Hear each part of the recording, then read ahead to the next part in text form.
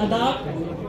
अभी बहुत ये हम अहम मुद्दे पे बात कर रहे हैं, चर्चा कर रहे हैं। तो सबसे पहले मैं शुक्रिया अदा कर रही हूँ जो कन्वेनर्स हैं यहाँ के, सेव इंडिया सेव कॉन्स्टिट्यूशन के, प्रोसेनजीत दास, ओमर अवैस साहब, कलोन मजुमदार दा, विश्वजीत मेहती, इमरान रमीज, और यहाँ पे मंच पे बैठे जो खास खसूसी मेहमान हैं, मिस्टर सिद्धार्थ वरदराजन, मिस्टर दीपांकर भट्टाचार्य, कन्हैया कुमार जो अभी आ रहे हैं, मिस्टर मोहम्मद सलीम, मिस्टर नौशाद सिद्दीकी, स्वपन कुमार विश्वास, शुभांकर सरकार और कॉमरेड मोहम्मद सलीम। सबसे पहले बहुत बहुत शुक्रिया। अभी आप लोग थोड़ा शांत हो जाएं, ये बहुत एक अहम टॉपिक है। सबसे बड़ी बात है कि भारत जो एक समय में एक विश्व में सबसे बड़ा देश का लोकतंत्र, अभी एक बहुत अहम रेजोल्यूशन पास हो रहा है। जो कन्वेनर्स हैं इस रेजोल्यूशन के, उनने एक ड्राफ्ट रेजोल्यूशन बनाया है जो आप लोगों को मिला होगा। तो सबसे बड़ी चर्चा क्या है?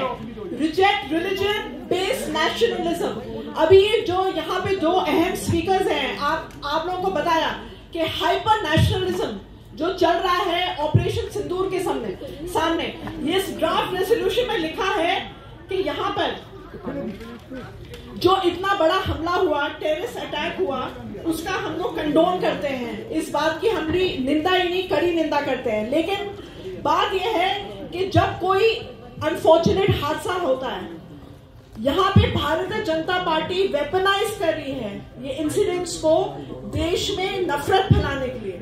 उसके मेंबरान देखिए, कर्नल सोफिया कुरैशी के बारे में कितनी घिनौनी बातें करी, क्या क्या बातें करी।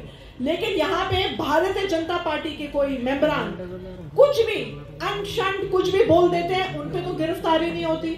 लेकिन गिरफ्तारी किस पे हो रही है? जो यहाँ पर प्रोफेसर साहब, हिस्टोरियन, जो विश्व नामी यूनिवर्सिटी है अशोका यूनिवर्सिटी, सुबह सुबह पुलिस जाती है, प्रोफेसर साहब न्यूज़पेपर पढ़ रहे हैं, चाय पी रहे, पुलिस ऐसे आ रही है जैसे कि कोई टेररिस्ट को पकड़ रही है, टेररिस्ट को घसीट के लिया जाता है। उस तरह से प्रोफेसर महमूदाबाद को इतना बेरहमी से अरेस्ट किया गया।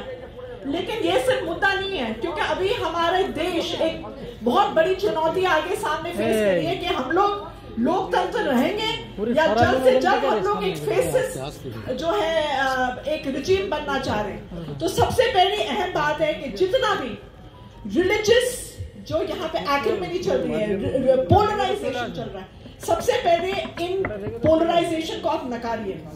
आपसे दरखास्त है, पहले तो गवर्नमेंट भारतीय जनता पार्टी क्या कर रही थी, लव जिहाद बिल पास करेंगे, इंटर कम्युनिटी मैरिज नहीं हो सकेगी, ठीक है। जो भी यहाँ पे कोई फ्रेंडशिप चल रहा है बॉय गर्ल में, आप उत्तर प्रदेश में देखिए, उसके बहाने युवकों को हैरेसमेंट हो जाएगी। तो ये सिर्फ एक्सक्यूज है, ये कुछ इंसिडेंट्स है। लेकिन हम लोग को समझना पड़ेगा कि हमारे जो संविधान है, ये लोगों में क्या चीज लिखी हुई है। We the people of India give to ourselves this constitution। मतलब हम भारत के लोग, हम अपने आप को ये संविधान प्रदान करते हैं, ये संविधान देते हैं। That means we the people of India give to ourselves this constitution। शब्द ये नहीं बोला कि कोई ये हिंदू लोग अपने आप को कॉन्स्टिट्यूशन प्रदान करते हैं, मुस्लिम लोग ये प्रदान करते हैं या भारत सरकार प्रदान करती है। सबसे बड़ी बात ये लिखा गया है, बोला है वी द पीपल। और पीपल कौन हुआ? पीपल मतलब ordinary citizens like you and me.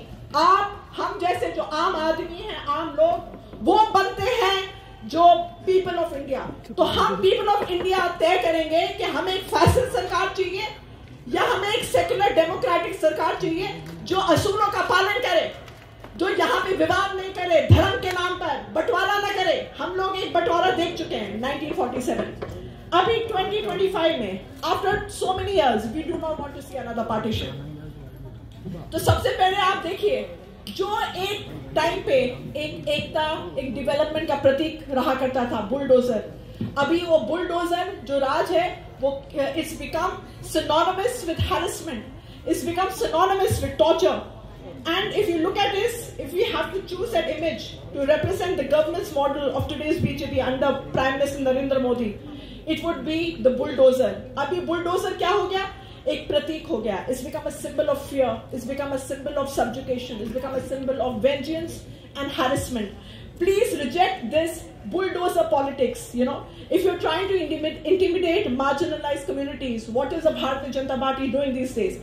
It is using the bulldozer to demolish homes of the already marginalized. And who are the marginalized? It means the minorities, the Dalits, and the poorest sections of society. Their homes, their shops are the ones that are being demolished.